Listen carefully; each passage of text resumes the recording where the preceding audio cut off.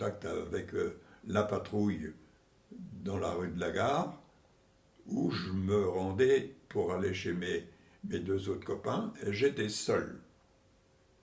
Je venais de chez mes parents, parce qu'à l'époque, j'habitais à La Boissière, c'est au-dessus de...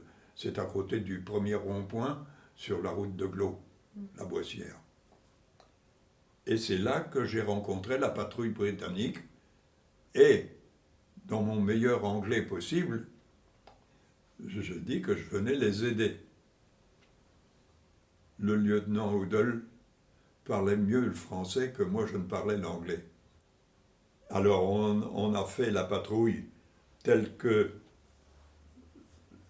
Jack Hoodle voulait. Lui, il voulait aller au-delà de l'Aigle, tenter le dispositif, parce que ça ne s'appelle pas autrement, tenter le dispositif, s'il était dense ou s'il était vraiment très, très, très poreux, vous voyez ce que je veux dire. Et arrivé de l'autre côté de Saint-Sulpice, malgré la radio qui était défectueuse, parce qu'on était quand même en profondeur, c'était des gars qui étaient, quand ils faisaient une patrouille, si ça voulait bien se donner, ils cavalaient contrairement à toute raison, toute tactique raisonnable.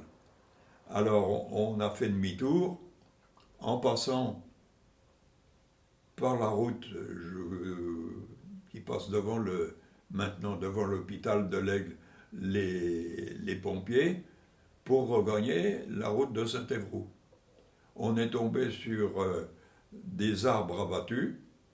Ça a été l'œuvre sûrement de gens bien intentionnés, parce que ce n'est pas les Allemands ils abattaient pas d'arbres, ils mettaient des mines, ils mettaient tout un tas de trucs, mais eux, ils ne s'embêtaient pas à couper des arbres. Alors c'était des gens qui avaient une bonne intention. Alors c'est très drôle quand c'est vous-même qui le faites. C'est super. Quand vous en êtes victime, c'est autre chose. J'ai eu la chance,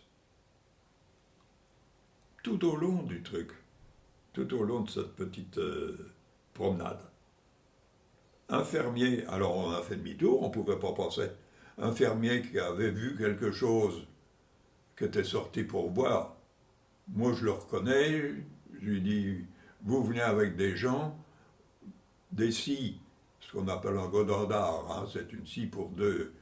On a déblayé une partie des arbres, parce que dans l'abattage, il y avait une petite route sur la gauche, alors on n'en a abattu que la moitié, et puis on est parti, ils se sont débrouillés pour rentrer, on ne faisait pas taxi. Hein.